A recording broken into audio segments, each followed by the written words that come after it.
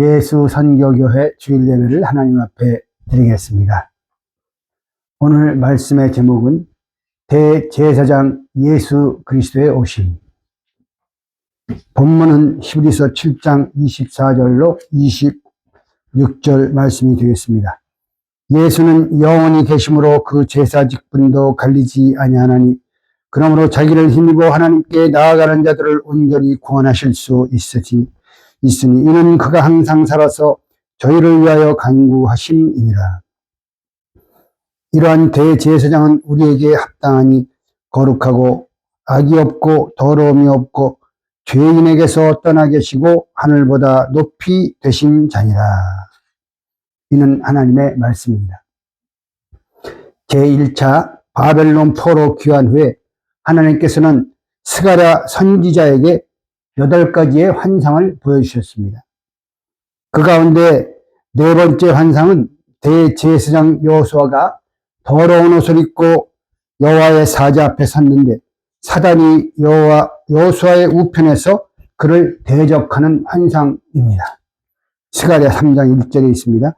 여호와께서 사단을 책망하실 때 대제사장 여호수아는 불에서 꺼낸 그슬린 나무 같았다고 스가랴 3장 2절에서 말씀했어요. 그리고 그의 거룩한 옷은 더러워져 있었습니다. 이것은 바벨론 포로에서 돌아온 이스라엘 백성의 참담한 현실을 나타내고 있는 것입니다. 그러나 하나님께서는 내가 너의 죄가를 제하여 버렸으니 너에게 아름다운 옷을 입히라 이렇게 말씀하시고 여호수아에게 정한관을 그 머리에 씌워주시고 더러운 옷을 벗기고 아름다운 옷을 입혀주셨다고 스가랴 3장 4절로 5절에서 말씀하고 있습니다. 그리고 여호와의 사자가 여호수아에게 만군의 여호와의 말씀에 네가 만일 내 도를 준행하고 내 율례를 지키면 네가 내 집을 다스릴 것이요 내 뜰을 지킬 것이며 내가 또 너로 여기 섰는 자들 중에 왕래케 하리라 이렇게 증거했습니다. 스가랴 3장 7절에서 이것은 선민을 대표하는 대제사장 여호수아에게 사제의 은총을 입혀주시고 대제사장 여호수아가 성전에서 계속적으로 봉사하며 자유롭게 하나님과 왕래할 것을 약속해 주신 것입니다. 스가랴 3장 8절에서 대제사장 여호수아와 그의 동료를 예표의 사람이라 이렇게 말씀하고 있어요. 이들은 무엇에 대한 예표의 사람입니까? 대제사장 여호수아는 영원한 대제사장이신 예수님의 예표이며 그의 동료 제사장들은 예수님의 대속사역으로 제사장이 된 왕같은 제사장이 됐죠. 제사장이 된 성도들에 대한 예표입니다. 이어서 영원한 대제사장으로 오신 예수님에 대하여 두 가지로 표현했습니다. 스가랴 3장 8절에서 내가 내 종 순을 나게 하리라. 9절에서 내가 너 여호수아 앞에 세운 돌을 보라. 이렇게 말씀하고 있어요. 첫째, 대제사장 예수 그리스도께서는 순으로 오십니다. 스가랴 3장 8절에서 내가 내 종 싹이에요. 싹을 나게 하리라 말씀하고 있습니다. 여기서 순은 히브리어 체마흐로 나무의 가지에서 막 돋아나는 싹, 땅에서 솟아나오는 음을 뜻하는 것입니다. 구약 성경 여러 곳에서 이 체마흐는 메시아를 지칭하고 있습니다. 순이라 이름하는 사람, 스가랴 6장 12절. 여호와의 싹, 이사야 4장 2절. 한 의로운 가지, 이 가지도 체마흐예요. 여기 청거구절, 예레미야 23장 33장에 있어요. 모두 예수 그리스도를 가리키는 것입니다. 이러한 표현들은 메시아가 이 땅에 오실 때 너무도 보잘것없고 비천한 모습으로 오실 것을 가리키는 것입니다. 이사야 53장 2절 말씀 볼 때 그는 주 앞에서 자라나기를 연한 숨 같고 마른 땅에서 나온 줄기 체마흐 싹 같아서 고운 모양도 없고 풍채도 없은즉 우리의 보기에 흠모할 만한 아름다운 것이었다. 말씀하고 있습니다. 예수님께서는 마리아에게 성령으로 잉태되어서 태어나실 때 사관에 있을 곳이 없으므로 짐승들의 배설물 냄새가 진동하는 구유에서 나섰어요. 누가복음 2장 7절. 태어나자마자 헤롯 왕이 죽이려고 하기 때문에 빨리 피하라. 이러한 천사의 지시를 받고 애굽까지 멀고 먼 피난길에 오르셨어요. 예수님께서는 자기 땅, 자기 백성의 그 가운데서 태어나셨지만 헤롯 왕이 지배하던 유대의 땅은 태어나자마자 단 하루도 머물 수 없는 메마른 땅이었습니다. 그뿐만 아니라 애굽에서 돌아온 후에도 나사렛에서 목수의 아들로 사셨습니다. 이 수는 장차 성전을 건축할 것이라고 말씀하고 있어요. 스가랴 6장 12절에서 보라, 순이라 이름하는 사람이 자기 것으로 돋아나서 여호와의 전을 건축하리라. 이것은 예수님께서 오셔서 십자가의 대속과 부활의 승리를 통하여 신약교회를 이루시고 마지막에 재림하셔서 영원한 하나님의 나라를 이루실 것을 의미하고 있는 것입니다. 둘째, 대제사장 예수 그리스도께서는 한 돌로 오십니다. 스가랴 3장 9절, 만군의 여호와가 말하노라 내가 너 여호수아 앞에 세운 돌을 보라. 한 돌에 7면이 있는가. 내가 새길 것을 새기며 이 땅의 죄악을 하루에 제하리라. 여기 한 돌은 예수 그리스도를 가리키고 있는 것입니다.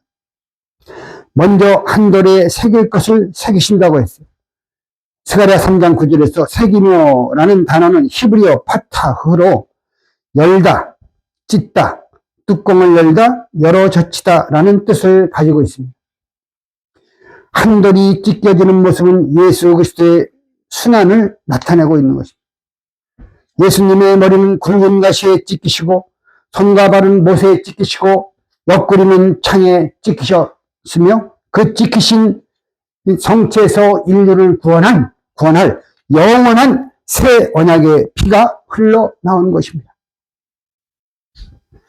예수님의 거룩하신 몸이 찢기실 때마다 말로 표현할 수 없는 극도의 고통이 엄습했습니다. 그가 찔림은 우리의 허물을 인함이었고 그가 상함은 우리의 죄악을 인함이었다고 이사야 선지자는 예언하고 있어요. 그가 징계를 받음으로 우리가 평화를 누리고 그가 채찍에 맞음으로 우리가 나음을 입게 되었다. 이사야 53장 5절에 있습니다. 한 돌이 찢기신 결과 이 땅의 죄악이 하루에 제하여진다. 스가랴 3장 9절 하반절에 이 땅의 죄악을 하루에 제하리라. 여기 하루는 구약의 대속죄일이 예표하는 완전한 구속의 날, 예수 그리스도께서 십자가에 달리시는 바로 그날을 가리키고 있는 것입니다. 그리고 궁극적으로는 주님의 재림의 날입니다. 몸의 구속까지 완성해야 되니까. 그날에 유다의 땅뿐만 아니라 온 세상의 죄악은 영원토록 완전히 제하여질 것입니다. 바로 그날에 너희가 각각 포도나무와 무화과 나무 아래로 서로 초대하리라. 이렇게 스가랴 3장 10절에서 예언했죠. 이 포도나무와 무화과 나무에 거한다는 것은 솔로몬 왕의 시대에 누렸던 최대의 번영과 평화를 가리키는 표현이에요. 예수 그리스도께서 십자가에 달리심으로 구원을 이루시고 궁극적으로 주님의 재림이 이루어지는 날, 우리는 하나님의 나라에서 영원한 평화와 번영을 누리게 될 것입니다. 이 한 돌에는 7면이 있다고 그랬어요. 7면이 있다. 재림하시는 주님 어린 양도 7면이 있다고 요한계시록 5장 6절에서 말씀하고 있습니다. 7면은 온 세상에 두루 행하는 여호와의 눈, 스가랴 4장 10절, 온 땅을 두루 감찰하사 전심으로 자기에게 향하는 자를 위하여 능력을 베푸시는 여호와의 눈입니다. 7면은 하나님의 전지전능하심을 나타냅니다. 재림하시는 주님은 그의 전지전능하심으로 말미암아 온갖 질고 속에서도 중단 없이 전진해왔던 구속사의 종지부를 찍고 마침내 그것을 최종 완성시킬 것입니다. 또 일곱 년에는 일곱 등불, 일곱 년은 일곱 등불이라고 그랬어요. 일곱 영이라고 그랬어요. 스가랴 4장 2절과 나머지 구절을 참조하시기 바랍니다. 이것은 하나님의 완전한 빛의 역사, 완전한 성령의 역사를 가리키고 있어요. 일곱 완전수 아닙니까? 시대마다 부분적으로 밝히셨다고 히브리서 1장 1절에 나오죠. 부분적으로 밝히셨던 것과 달리 이제는 완전하신 빛과 완전하신 영의 역사로 이 땅의 죄악을 하루에 제하시고 온 우주의 어둠을 몰아내시며 영원한 빛을 밝히실 것입니다. 비록 예수 그리스도께서 이 땅에 오시기까지 칠흑 같은 어둠이 온 세상을 뒤덮어 영계가 혼탁할지라도 하나님의 말씀의 등불은 결코 꺼지지 않고 더욱더 활활 타오를 것입니다. 시편 119편 105절 참조하시기 바랍니다. 마침내 한 달에 일곱 년 일곱 등불의 역사로 말미암아 스가랴 14장 7절에 여호와의 아시는 한 날이 있으리니 낮도 아니요 밤도 아니라 어두워갈 때 빛이 있으리로다. 이 말씀이 성취될 것입니다. 여호와의 아시는 한 날, 예수 그리스도께서 재림하시는 영광스러운 날, 성경의 예언대로 주께서 호령과 천사장의 소리와 하나님의 나팔로 친히 하늘로 쫓아 강림하시는 그날, 저가 한 제물로 거룩하게 된 자들을 영원히 온전케 하셨느니라. 이러한 히브리서 10장 14절의 말씀이 최종적으로 성취될 것입니다. 성도들은 부활과 변화를 통해서 시공간을 초월하는 영광스럽고 신령한 몸으로 영화롭게 될 것입니다. 하나님의 말씀을 믿으시기 바랍니다. 그때 세상의 모든 어둠은 사라지고 온 우주가 예수 그리스도의 빛으로 충만해질 것입니다. 악의 모든 세력은 완전히 멸망을 당하고 하나님의 공의로운 통치가 완성될 것이며 유구한 역사 속에서 중단 없이 진행된 하나님의 구속사적 경륜은 마침내 완전 성취될 것입니다. 이 영원한 날을 소망하는 성도들이 감당해야 할 제사장으로서의 사명은 무엇이겠습니까?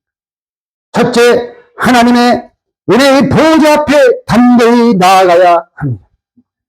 히브리 4장 14, 15절에서 우리에게 큰 대제사장이 있으니 승천하신 자 곧 하나님의 아들 예수시라. 우리에게 있는 대제사장은 우리 연약함을 체월하지 아니하는 자가 아니오. 이렇게 말씀하고 있어요. 그리고 이어서 4장 11, 4장 16절에서 그러므로 우리가 긍휼하심을 받고 때를 따라 돕는 은혜를 얻기 위하여 은혜의 보좌 앞에 담대히 나아갈 것이며 우리의 대제사장 예수 그리스도께서는 십자가에서 운명하시는 순간 성소와 지성소를 가로막았던 휘장이 위에서부터 아래로 찢어졌습니다. 이것은 하늘의 참 지성소가 신약의 제사장된 성도들에게 활짝 열린 것을 의미합니다.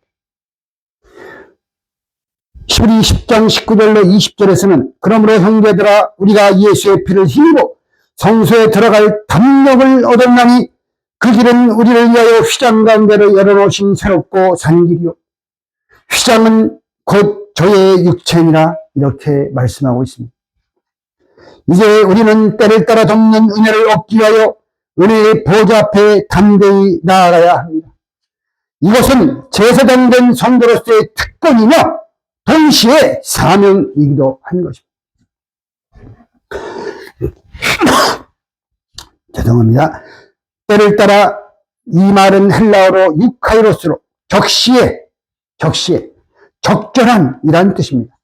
하나님께서 이른비와 늦은비를 때를 따라 내려주셨듯이 하나님의 은혜의 보좌 앞에 나오는 자에게 각각의 때마다 필요 적절한 은혜를 내려주시는 것입니다. 오늘도 히브리 10장 22절 말씀처럼 참마음과 온전한 믿음으로 하나님 앞에 담대히 나아가시는 저와 여러분 되시기를 주님의 이름으로 축원합니다. 둘째, 하나님께서 기뻐하시는 산 제사를 드려야 합니다. 구약의 제사장들이 하나님께 제사를 드렸듯이 신약시대의 영적 제사장들도 하나님께 직접 나아가 제사를 드려야 합니다. 성도가 드릴 제사는 세 가지로 분류할 수 있는데 죄송합니다. 몸의 제사, 두 번째로는 감사의 제사, 세 번째로는 찬미의 제사라고 했습니다.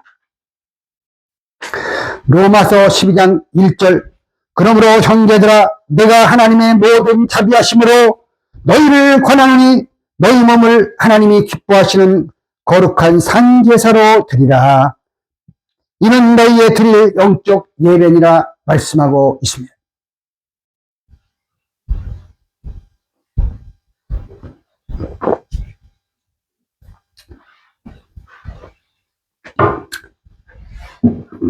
죄송합니다. 여기서 몸이란 단순히 육체만을 말하는 것이 아니라 중생한 사람 전체, 즉 전인을 의미합니다. 전인을 의미하는 거예요. 이 몸은 구약시대에는 죽은 제사를 드렸지만 이제는 산제사, 영적 예배를 드려야 합니다. 산제사를 드리는 사람은 이 세대를 본받지 말고 오직 마음을 새롭게 함으로 변화를 받아 하나님의 선하시고 기뻐하시고 온전하신 뜻이 무엇인지 분별해야 합니다. 이러한 분이 산제사를 드리는 분. 한마디로 말하면 하나님의 뜻을 따라 사는 사람이 산제사, 영적 예배를 드리는 자인 것입니다.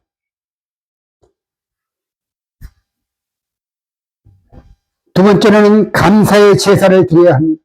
시편 50편 14절 감사로 하나님께 제사를 드리며 시편 50편 23절에서 감사로 제사를 드리는 자가 나를 영화롭게 하나. 감사는 하나님께서 베풀어 주신 은혜에 대한 성도의 고마움의 표시가 되겠습니다. 하나님의 진노를 받을 사람은 하나님을 알지만 하나님으로도 영화롭게도 아니하며 감사치도 아니한 자들입니다. 로마서 1장 22절 1절 말씀 볼 때 우리 성도는 하나님께로부터 형언할 수 없고 셀 수도 없고 측량할 수도 없는 너무나도 거대한 은혜를 받았습니다.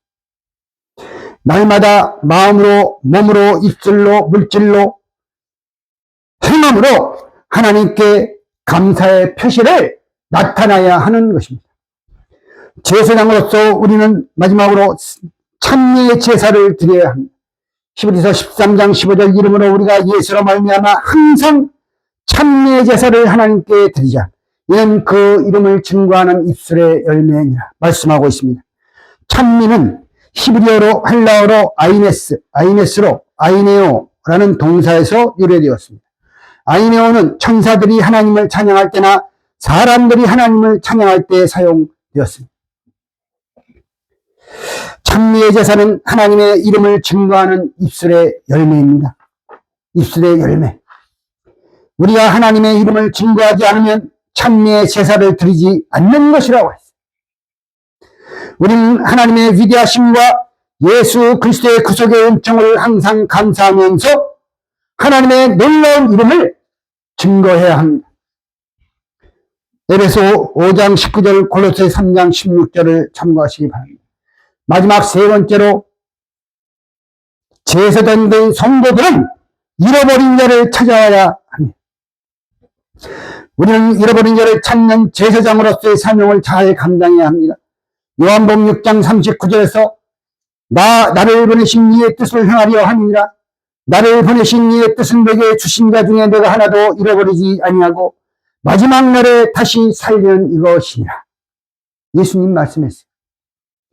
마태복음 18장 14절에서도 이와 같이 소자 중에 하나라도 이루어지는 것은 하늘에 계신 너희의 아버지 뜻이 아니니라. 예수님께서는 마가복음 2장 17절에서 건강한 자에게는 의원이 쓸데없고 병든 자에게 쓸데있느니라. 내가 의인을 부르러 온 것이 아니요 죄인을 부르러 왔노라.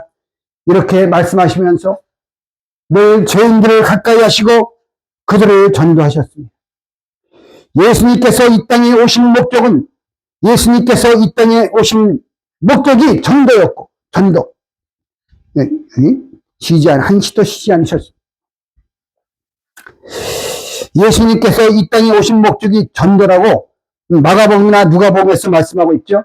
12 제자들을 부르신 이유도 전도하기 위함이었다고 마가복음 3장 14절에서 말씀하고 있습니다. 예수님이 혼자 하실 것 같았으면 왜 제자들을 택하고 70문도 이런 많은 500문도라든가 120문도인가 하여튼 많은 제자들과 문도들을 세웠잖아요. 그래서 이런 제자들과 많은 성도들을 부르시고 택하신 이유도 전도, 말씀을 전하기 위한 것입니다. 전도하시려고 예수님은 두루두루 빠짐없이 이곳저곳을 다니셨다고 마태복음 4장 23절이나 9장 35절에서 말씀하고 있어요. 전도하시려고 식사할 겨를도 없었다고 마가복음 3장 20절 6장 31절에서 말씀하고 있습니다. 심지어 유대인들이 상종도 하지 않는 사마리아 지역으로 가셨고 맥을 노라고 지탄을 받던 삭개오에게 친히 찾아가셔서 삭개오야 속히 내려오라. 오늘 밤 내가 너희 집에 위하여 하리라. 누가복음 19장 5절에서 말씀했죠. 그리고 오늘 구원이 이 집에 이르렀으니 이 사람도 아브라함의 자손이로다. 인자에 온 것은 잃어버린 자를 찾아 구원하려 합니다. 누가복음 19장 9절로 10절에서 선포하셨습니다. 사도 바울은 평생 영원한 대제사장이신 예수님의 발자취를 따라 살았습니다. 그래서 자신을 복음의 제사장이라고 고백했습니다. 로마서 15장 16절 이에는 곧 따로 이방인을 위하여 그리스도 예수의 일꾼이 되어 하나님의 복음의 제사장 직무를 하게 하사 이방인을 제물로 드리는 그것이 성령 안에서 거룩하게 되어 받으심직하게 하려 하십니다. 이렇게 말씀했습니다. 구약에서 제사장은 반드시 제물을 가지고 하나님 앞에 나아가야 했습니다. 사도 바울은 이방인을 전도하여 그들을 하나님 앞에 제물로 드렸다는 거예요. 그래서 하나님이 기뻐 받으셨다는 것이죠. 그는 복음을 위하여 옥에 갇히고 매를 수도 없이 맞고 강의 위험과 강도의 위험과 광야의 위험과 바다의 위험과 여러 번 죽을 뻔한 생명의 위협을 받고 굶주리고 목마르고 굶고 춥고 헐벗었다고 고린도 후서 11장 23절로 27절에서 고백하고 있습니다. 그러나 사도 바울은 전도가 부득불 자기가 해야 할 일이기에 자랑할 일이 못된다. 복음을 전하지 않는 자에게 화가 있다고 고백했습니다. 실로 그의 일생은 온통 전도의 생애였습니다. 오늘날도 사도 바울은 종말을 사는 우리 성도들도 잃어버린 자를 찾아 복음을 전하는 제사장의 사명에 생명 바쳐 충성해야 한다는 것을 온몸으로 증언하고 있는 것입니다. 기도드리겠습니다. 사랑의 아버지 하나님, 오늘 보잘것없는 숨으로 오신 예수님, 한 돌로 오신 예수님에 대해서 함께 말씀을 상고할 수 있게 해주신 은혜 진심으로 감사드립니다. 아기 예수 그리스도는 사관에 있을 곳이 없으므로 짐승들의 배설물 냄새가 진동하는 구유에서 태어나시고 애굽까지 멀거먼 피난길에 오르셨습니다. 애굽에서 돌아온 후에도 자기 땅 유대에서 단 하루도 머물 것이 없기 때문에 나사렛으로 멀리 가서 목수의 아들로 사셨습니다. 예수님 없는 인간들의 축제, 성탄절이 아니라 내 마음 중심의 진정으로 예수님을 모시는 참된 성탄을 맞이하는 복된 저희 성도들이 다 될 수 있도록 축복해 주옵소서. 한 돌로 오셔서 갈기갈기 찢기심으로 말미암아 이 땅의 죄악을 하루에 제하여 주신 놀랍고도 경이로운 하나님의 은혜를 값없이 받았으니 그 은혜 억만분지 1이라도 보답하며 살아가는 저희 모든 성도들이 될 수 있도록 은혜를 내려 주시옵소서. 믿사옵고 존귀하신 예수님의 이름 높이 받도록 간절히 기도드리옵나이다. 아멘. 감사합니다. 성탄주의를 맞이하셔서 하나님께서 기뻐하시고 하나님이 영광 받으시는 복된 성찬들 되시기를 다시 한번 주님의 이름으로 축원을 드리겠습니다. 축도로서 오늘 주일 예배를 마치겠습니다. 지금은 영원한 지옥의 땔감이 되어서